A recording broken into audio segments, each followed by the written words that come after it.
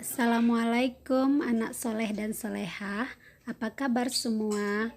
Alhamdulillah kita masih diberikan kesempatan kembali oleh Allah, yaitu untuk belajar di kelas online ini. Hari ini kita akan belajar tema 1, subtema 1, pembelajaran 4. Dengan fokus pembelajarannya PKN dan bahasa.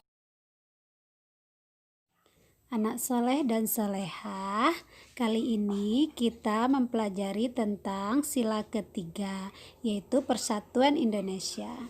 Lambangnya adalah pohon beringin. Pohon beringin merupakan simbol sila ketiga yang berbunyi Persatuan Indonesia.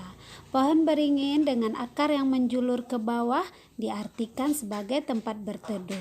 Jadi, Pancasila sebagai dasar negara diibaratkan sebagai peneduh bangsa Indonesia untuk berlindung dan merasa aman.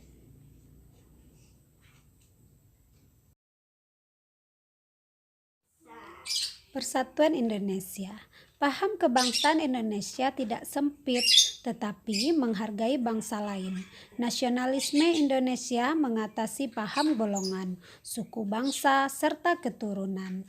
Persatuan Indonesia adalah perwujudan dari paham kebangsaan Indonesia yang dijiwai oleh ketuhanan yang Maha Esa dan kemanusiaan yang adil dan beradab.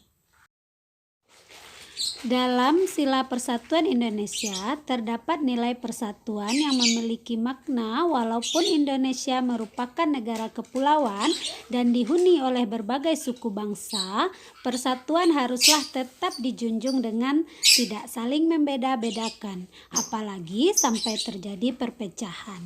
Dalam nilai persatuan juga terkandung nilai patriotisme dan cinta tanah air, di mana setiap rakyat Indonesia haruslah bersatu dan rela berkorban demi tanah air tercinta.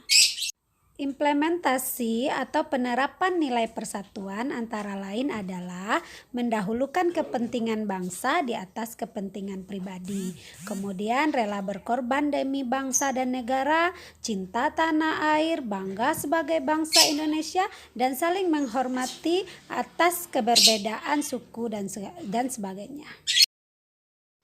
Nilai-nilai yang terkandung dalam sila Persatuan Indonesia: 1. Menjaga persatuan dan kesatuan. 2. Membina kerukunan.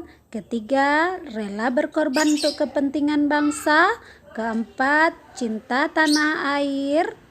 Dan yang kelima adalah mendahulukan kepentingan bangsa dan negara di atas kepentingan pribadi atau golongan. Anak-anak ibu yang soleh dan solehah, muatan pelajaran kita selanjutnya adalah bahasa Indonesia tentang laporan pengamatan. Apa itu laporan pengamatan? Laporan pengamatan adalah tulisan yang dibuat sebagai hasil pengamatan terhadap objek tertentu, seperti sebuah tempat atau suatu proses pekerjaan baik secara langsung maupun melalui gambar. Untuk membuat sebuah laporan pengamatan, kita harus melalui beberapa tahap agar dapat membuat laporan pengamatan. Tahap pertama, menentukan objek atau hal yang akan kita amati. Kemudian, menentukan tujuan dan waktu pengamatan. Tahap kedua, melakukan pengamatan dan membuat catatan tentang hal yang diamati. Tahap ketiga, menulis atau membuat konsep awal laporan. Kemudian menulis laporan secara utuh. Dan tahap keempat, memeriksa kembali laporan dan memperbaiki laporan sehingga menjadi hasil akhir yang siap dinilai atau dipresentasikan.